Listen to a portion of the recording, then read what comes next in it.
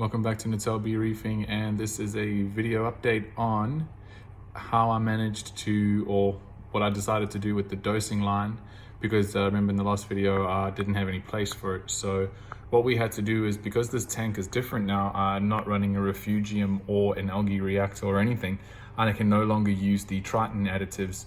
So what we've opted to go for is the Coral Nutrition, not the Coral Nutrition, well, the one's called Coral Nutrition. It's called Dilua with Coral Essentials. It's an Australian brand. It's relatively new, but the Coral Essentials have been around for ages. They just sort of linked up with Dilua and made these specific. It's not these two in the end, just those four. And they've made these additives, which is just your basic calcium, alkalinity, magnesium, and then this fourth one, which is I think it's like aminos and vitamins and stuff like that. They can go and help the corals to grow. It's my understanding of what's in it. So what we did is we have a quick look at the tank. It's 4 parts. There was no place on the edges or along the top at the back of the tank or there. So what I did was I drilled some holes through the top of the hang on the back filter, and I just ran the dosing line through there.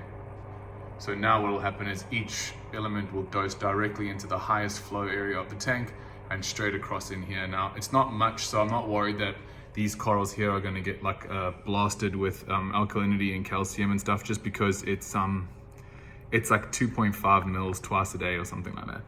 The Goni Garden is not looking too bad, except these two here. They were covered in algae, so I did a hydrogen peroxide dip about 2 minutes ago, so that's why they're looking so sad. Chalice is changing color a little bit here in the front. It was quite red before. There's GSP enjoying being so high up, interestingly enough, and so is the clove polyps. From the top, bird's nest in the corner, Kenya tree down there on Mount Leptastria.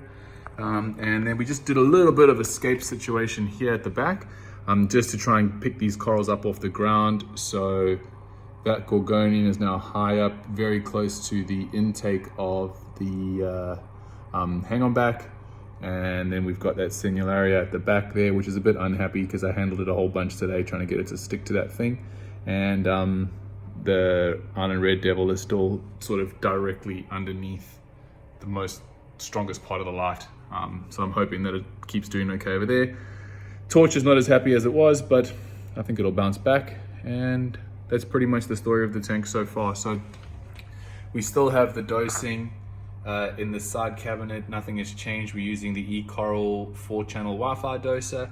I just had to rinse out these things, clean them all out nicely, prime the lines with the new fluid, and that took a total of maybe about an hour altogether to get that done. I've had to dilute the additives because it would be too strong, and I didn't want to dose such, like, let's say 0.5 ml a day or something. So I just diluted it with 1 part additive and 3 parts RODI. So I'm adding 2.5 mils twice a day, which works out to, I think, like, I don't know, a tiny amount actually. 1.25 mils per day of the actual stuff. So clam is still looking okay. It's closing up a little bit at the back there, but I think the fish just irritated it. So that's the situation that we have now. We've got the dosing up, we've got the water level sensor up, we've got the ATO running through the back there, we've got temperature probe, pH probe, heater in the back, fan controlled by the eCoral light, and the MP10, which is hidden inside this frag plug holder, which looks kind of cool, I think, at the moment, how it's set up. So this is the situation, and thanks for watching.